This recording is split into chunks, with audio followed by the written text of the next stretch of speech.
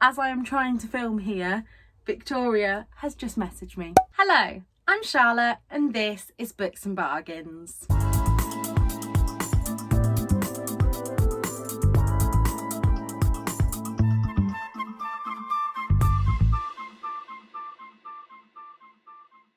Today I'm coming to you with a very special announcement video. Now, this is something that I have never done before, and I am co-hosting a readathon. Now, I'm very scared and very excited, and I hope that you all enjoy it.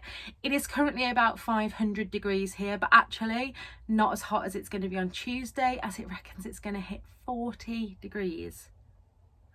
I don't think I've ever been on holiday when it's 40 degrees, let alone in the UK. Now, if any of you follow me and aren't from the UK, just remember, we are not built here for the hot weather. We don't have aircon.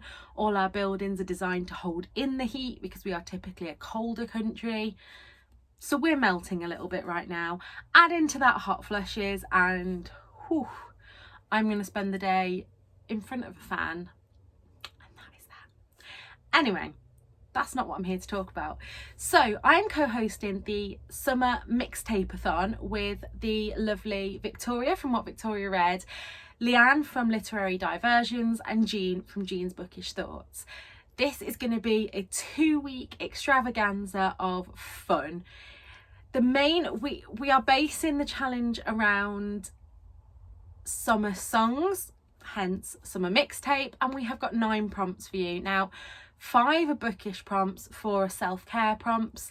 So obviously the idea is to complete the bingo board. You can use one book for all the prompts if you want. In fact, I would be very, very excited if someone could find one book that fits all prompts, because I've tried and I don't think I can get there. It's going to be running from the 1st to the 14th of August, and during that time there are going to be live shows, we're going to do a watch along of Mamma Mia, and yeah, there's just going to be a lot going on. There is also a Twitter and an Instagram page, which I will leave all the links below, and I will leave the dates below because right now my brain is a little bit fried and I can't remember them off the top of my head. But this video, I just want to talk you through the prompts and give you some of the suggestions of books that I think you could read for those prompts. Now, if you follow all 4 of us, which I'm the smallest channel here, so I presume if you follow me, you already follow the others, but we have a really varied range of genres between us. So we're hoping that this readathon can be for everybody, and that whatever you enjoy reading, you'll find a book to fit these prompts. So I'm going to talk you through the prompts, and I'm also going to show you a few books that I think would fit each of these prompts. And here, hopefully, if my technology skills haven't let me down, should be the amazing bingo board that the lovely Leanne made for us, because she is so talented and I can't even draw a stick man. So the first prompt is Here Comes the Sun, and it is to read a book with nature on the cover. Now, there will be more suggestions of books over on our Instagram in the next few weeks leading up to the readathon, so be sure to interact on there. And also in 2 weeks' time you'll be getting a video of my TBR. But for books with nature on the cover, the first one that came to my mind is Far From the Tree by Robin Benway. I think I buddy read this with Victoria, and this book was my favourite book of 2020 or 2019, one of the two, and I think actually it is definitely due for a reread. However, it is 16-year-old Grace gives up her baby for adoption. She decides it's time to find out more about her own biological mother, and in doing so she discovers 2 siblings she never knew existed. And I think that this would mean even more to me if I reread it now, as I always knew that I had a sister, but from tracing my biological family, I've also found that I have a brother that I didn't know existed. So yeah, that was fun times. My second one with nature on the cover is Starfelt by Willow Moss by Dominique Valenti. She is in a forest, so that counts as nature. If you haven't heard of Starfell, you probably haven't been on my channel very long, because I absolutely adore the series, and if it's one you've been meaning to pick up, I think you could fly through all 3 books. I think the 4th one is out in paperback soon. So yeah, there's that one. And thirdly, I have A Song for Tomorrow by Alice Peterson, which again has kind of flowery things on the cover. This book will break you. The same as Robin Benway's one, actually. I promise there are some more cheerful books on this recommendations. But this book is one that I read before I was on BookTube, and again is another one that is definitely due a reread. I might actually try and reread it as part of the readathon if I get a chance, but oh boy. So this is about a girl, Alice, with cystic fibrosis. Now, the author is not Own Voices, but she worked very closely with cystic fibrosis patients. And if any of you follow Josie on Instagram, I'll leave her link below. She had a double heart and lung transplant a few years ago now, and at the time she told me that this book was a really great, accurate representation of CF as well, so I definitely recommend that one. Prompt number 2 is Summertime, Read in a Sunny Spot. So this is not a bookish one, this is a self-care one. Now, if you're anything like me, my sunny spot will probably be in the house in front of a fan where I can see the sun out the window. I might go a little bit further afield and go for a walk to the park and find a shady spot to sit in, but that prompt, we want to see your pictures over on Instagram. The next prompt is Cake by the Ocean, and as this song can have a dual meaning, we decided to give the tag a dual meaning as well. So for this, you can either read a spicy book or a book about food. So if you're going for a spicy book, I'm obviously going to recommend Take a Hint, Danny Brown by Talia Hibbert, or any of the Brown sisters books. If you haven't read them yet, definitely pick one of those up. If you're looking for food, I really enjoyed Hungry Hearts by Elsie Chapman.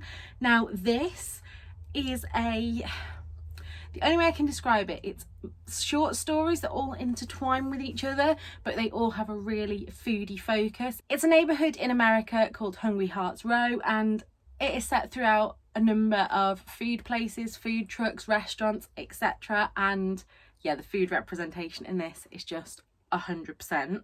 And my third pick for this prompt is The Food of Love Cookery School by Nikki Pellegrino.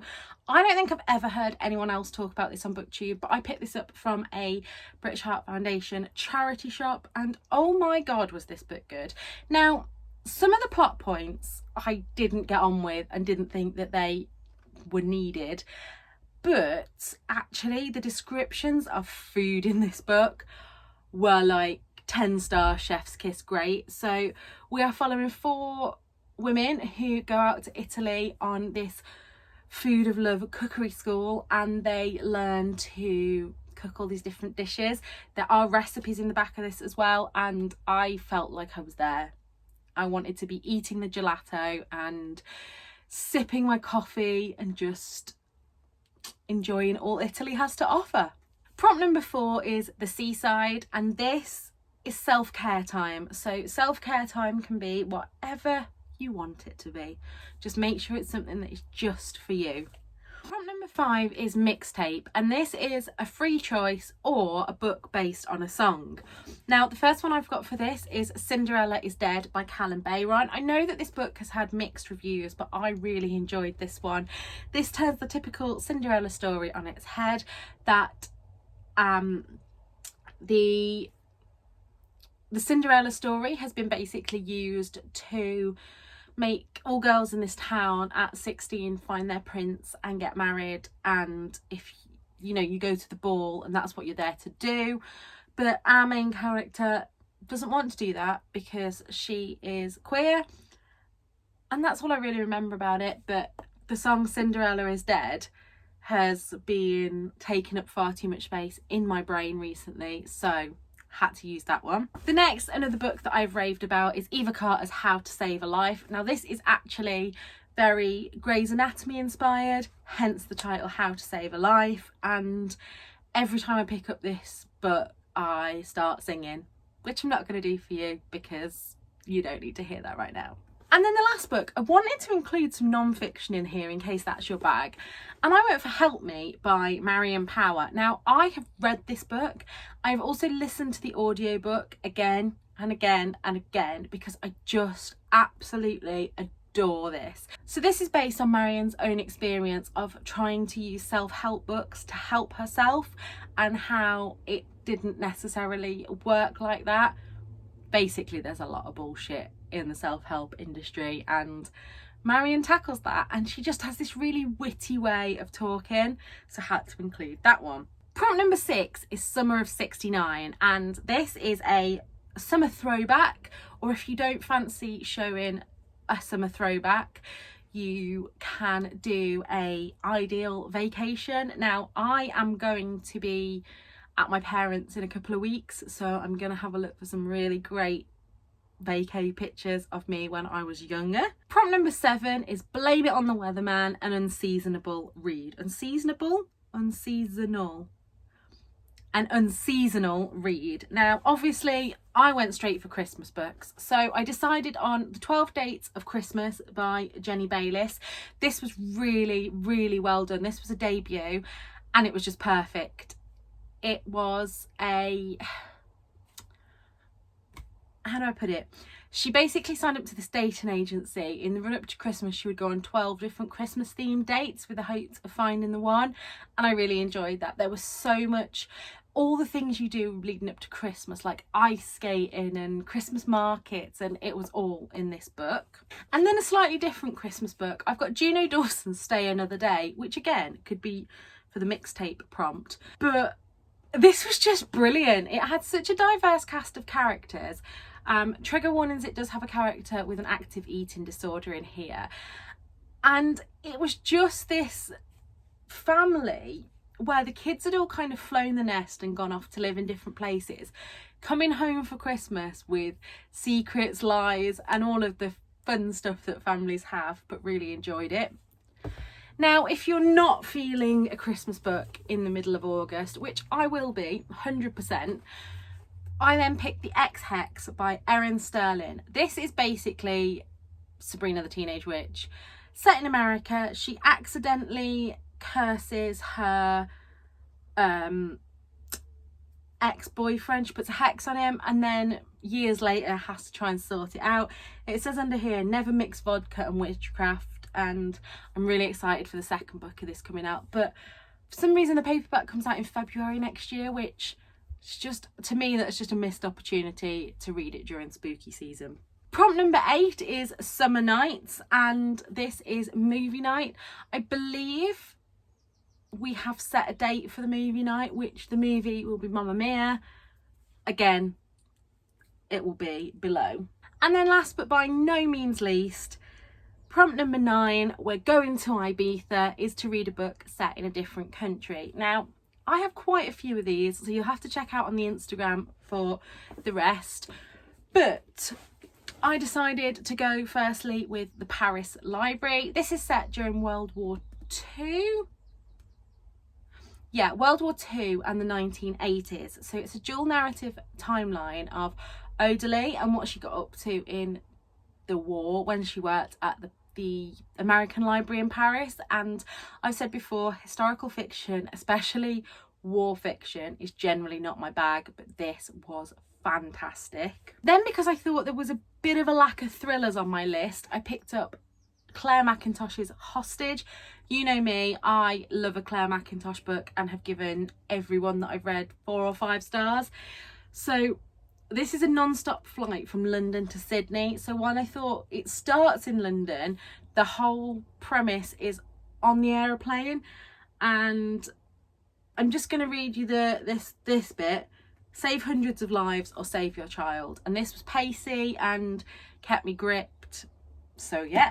And then last but not least, I picked a more, not literary fiction as such, but more of a character study. And that's If I Had Your Face by Francis Shah. This is in Seoul in South Korea. And this is following, this is another buddy read that I did with Victoria. There is a theme here.